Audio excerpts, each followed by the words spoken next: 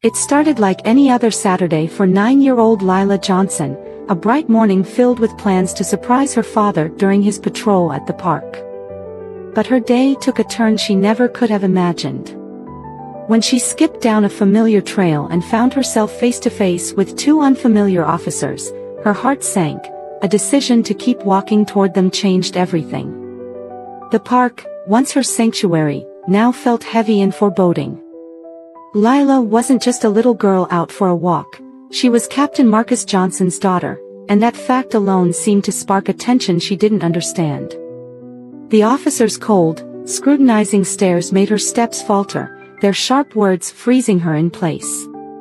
"Hey, you!" The command cut through the quiet path like a knife.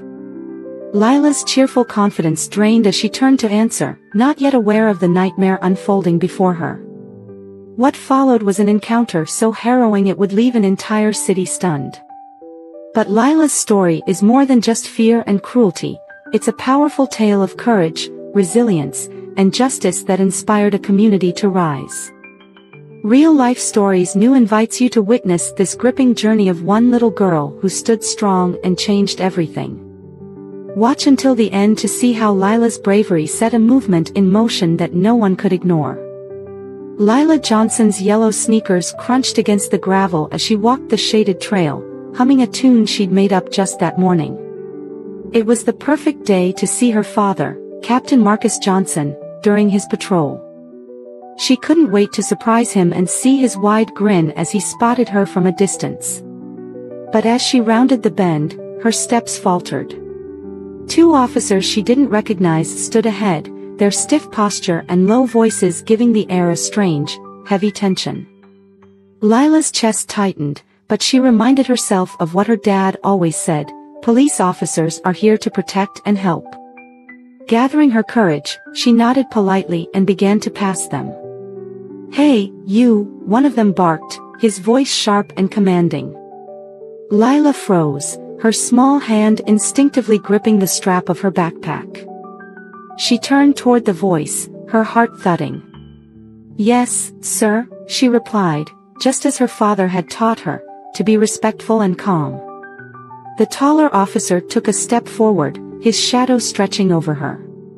"What are you doing out here alone?" he asked, his tone filled with suspicion. "I'm looking for my dad," Lila said, her voice trembling slightly.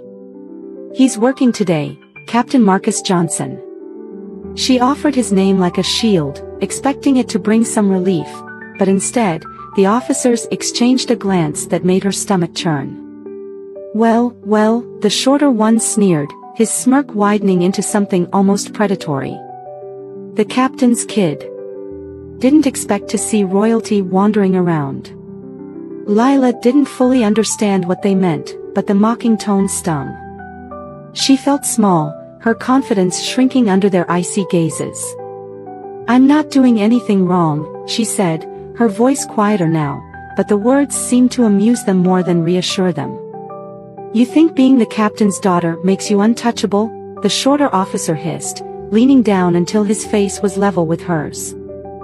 Fear coiled tightly in Lila's chest. "Please, I just want to see my dad," she whispered, her voice cracking. "Maybe it's time you learned a lesson," the taller officer said, grabbing her arm with a grip so strong it made her wince. His partner pulled out a rusty nail from his pocket and held it up for her to see. Lila's breath hitched, her wide eyes darting between the nail and their darkening expressions. "No. Please," she cried, pulling against their grip, but they were too strong. Tears streamed down her face as panic gripped her. "I didn't do anything wrong." Her pleas only seemed to fuel their cruelty. The taller officer drew a hammer from his belt, testing its weight as he stepped closer.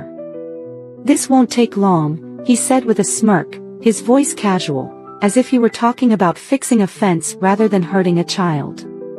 Lila squeezed her eyes shut, her entire body trembling as she braced for the impact. But just as the cold metal of the nail touched her skin, a booming voice shattered the moment. "What the hell is going on here?" Lila's eyes flew open. Relief surged through her as she saw her father, Captain Marcus Johnson, storming into the clearing. His face was a mask of controlled fury, his towering presence making the officers visibly flinch. "Dad!" Lila cried, her voice breaking. In 2 swift strides, Marcus reached her and yanked the shorter officer away from her. The man stumbled, dropping the nail as he tried to regain his footing. Marcus stepped between Lila and the 2 men, his body a shield of unyielding protection. "Are you okay, baby girl?" he asked, his voice soft but tense with barely restrained anger. Lila nodded, but her tears continued to fall. They tried to hurt me. They said I deserved it." Marcus's jaw tightened, his hands clenching into fists as he turned to face the officers. His voice was low and cold. "You tried to harm my daughter. You thought you could get away with this." "Captain, it's not what it looks like," the taller officer stammered, raising his hands defensively. Marcus took a step forward, his glare unwavering. "Save it. I'm calling this in," he growled, reaching for his radio. "Backup needed immediately, code red. Officer misconduct involving a minor."